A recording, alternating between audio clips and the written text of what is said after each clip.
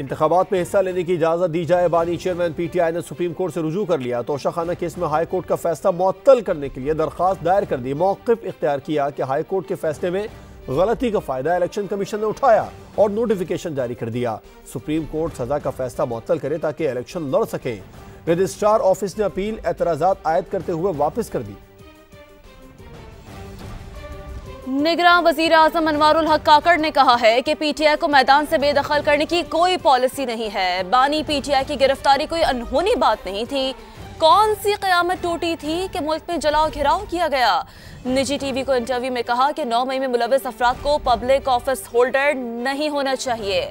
बानी पीटीआई मुआशरे को अनारकी की तरफ ले जा रहे थे। ये भी कहा कि 2 इलेक्शन में पीटीआई को वोट दिया, कोई शर्मिंदगी नहीं।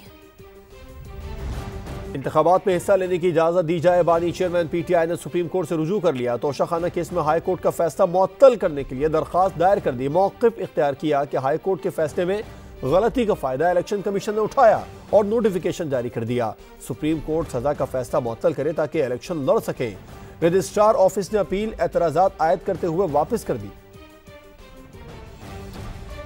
निगरान वजीर आजम अनवारुल हक काकड़ ने कहा है कि पीटीआई को मैदान से बेदखल करने की कोई पॉलिसी नहीं है। बानी पीटीआई की गिरफ्तारी कोई अनहोनी बात नहीं थी।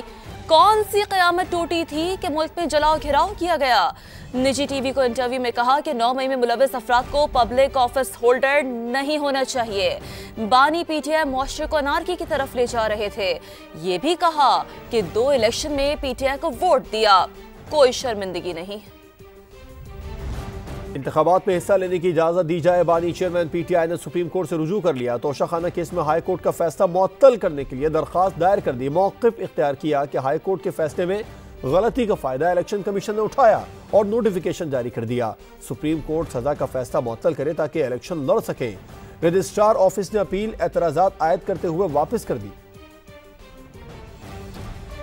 निगरान वजीर आजम अनवारुल हक काकड़ ने कहा है कि पीटीआई को मैदान से बेदखल करने की कोई पॉलिसी नहीं है। बानी पीटीआई की गिरफ्तारी कोई अनहोनी बात नहीं थी। कौन सी क़यामत टूटी थी कि मुल्क में जलाओ घिराव किया गया। निजी टीवी को इंटरव्यू में कहा कि 9 मई में मुलव्वस अफराद को पब्लिक ऑफिस होल्डर नहीं होना चाहिए। बानी पीटीआई मुआशरे को अनारकी की तरफ ले जा रहे थे। ये भी कहा कि 2 इलेक्शन में पीटीआई को वोट दिया, कोई शर्मिंदगी नहीं।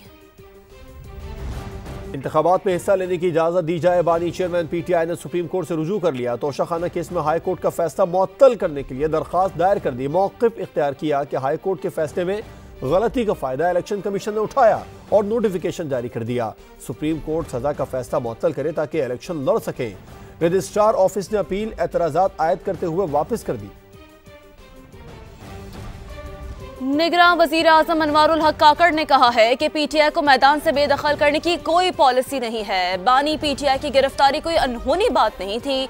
कौन सी क़यामत टूटी थी कि मुल्क में जलाओ घिराव किया गया। निजी टीवी को इंटरव्यू में कहा कि 9 मई में मुलव्वस अफराद को पब्लिक ऑफिस होल्डर नहीं होना चाहिए। बानी पीटीआई मुआशरे को अनारकी की तरफ ले जा रहे थे। ये भी कहा कि 2 इलेक्शन में पीटीआई को वोट दिया, कोई शर्मिंदगी नहीं।